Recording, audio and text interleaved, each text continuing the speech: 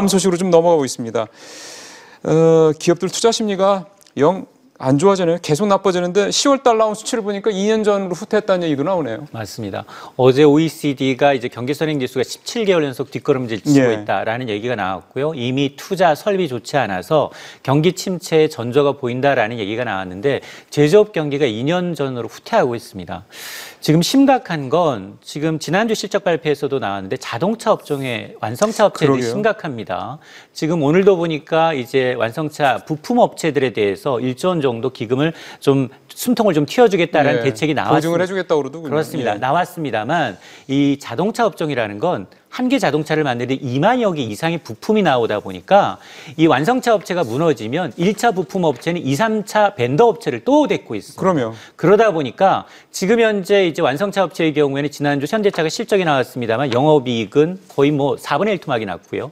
그리고 뭐 기아차가 흑자 전환했습니다. 그건 일회성 비용을 감안한 거고 르노 삼성을 제외하고 지금 군산 GM이 이제 철퇴하고 난 다음에는 지금 GM의 경우에는 올해 영업 적자만 1조 원에 육박하고 있습니다. 맞아요. 예. 이런 상황이다 보니까 제조업이 좋을래야 좋을 수가 없습니다. 특히나 이제 미중 무역 전쟁이 가속화되고 있고 트럼프 대통령이 오늘 뉴욕 증시에서 하락한 이유가 다음 달 미중 정상이 만나서 이걸 해결하지 못하면 나머지 중국 수출품 2,670억 달러에서 관세 매기겠다는 겁니다.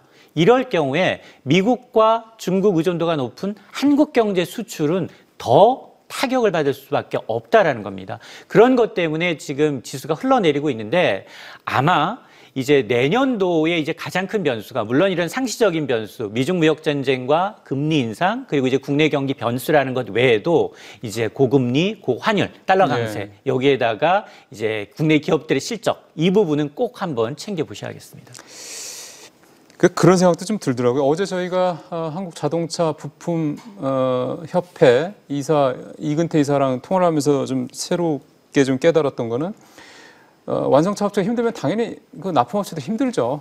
근데 힘든 이유 중에 하나를 보니까 너무나도 이 수익성이 박하게 만들어지는 이 구조 자체에 대한 문제점을 제기를 하시더라고요. 그러니까 이걸 좀 풀어주면 우리가 기술 경쟁이 있기 때문에 좀 살 수 있다. 그러니까 차제 지금 어렵지 않습니까? 완성차 업체도 어려운데 뭐 무조건 뭐 규제하거나 뭐 이런 걸 떠나서 완성차 업체도 살고 부품 업체도 살 수 있는 어떤 그런 숨통을 트여주는 그런 부분에 대한 구조적인 어떤 대책도 좀 정부가 뭔가 고민을 하고 좀 이끌어줘야 되지 않을까 생각도 들어요. 2016년에 현대차의 영업이익률이 두 자릿수가 넘었어요. 예. 글로벌 메이커 가운데 굉장히 높다라고 그 평가를 정도면 받았죠. 그렇겠죠. 예. 그러면서 글로벌 5 안에 생산 대국으로 거듭납니다. 그걸 정점으로 계속해서 추락합니다. 지금은 반도체, 이 자동차 부분 현대차의 영업이익률은 3%대입니다. 예.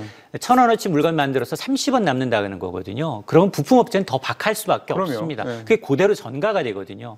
근데 지금 보게 되면 사실은 개별 소비세 인하의 효과도 나타나지 않고 있다는 겁니다. 예. 오히려 생산, 판매, 그리고 수출까지 부진합니다. 이걸 타개하기 위해서는 계속해서 글로벌 트렌드에 맞게끔 신차를 내놓고 더 성능 좋은 가성비 좋은 차를 내놔야 되는데 지금까지 생산 기준은 여러 국가에 해놨지만 경쟁력에서 둔화되고 있고 중국에 쉽게 따라붙고 있다는 겁니다. 여기다 미래차에 대한 전략까지 이제 부진하다 보니까 물론 수소 전기차에 대한 이제 기술력은 갖고 있습니다. 그건 또 인프라가 뒷받침이 돼야 그럼요. 되는데 네. 그건 정부 차원에서의 어떤 지원도 굉장히 절실하고요. 또 국가별로 자국의 산업을 보호하기 위한 보호막이 있어야 된다는 겁니다. 그러다 보니까 아마 수소전기차에 대해서 지금 현대차의 경우에는 미래차에 대한 성장 동력을 지금 삼고 있는 것 같은데 이게 네. 과연 글로벌 표준으로 선택될지 여부는 미지수라는 겁니다. 그러니까 이건 도박일 수 있습니다.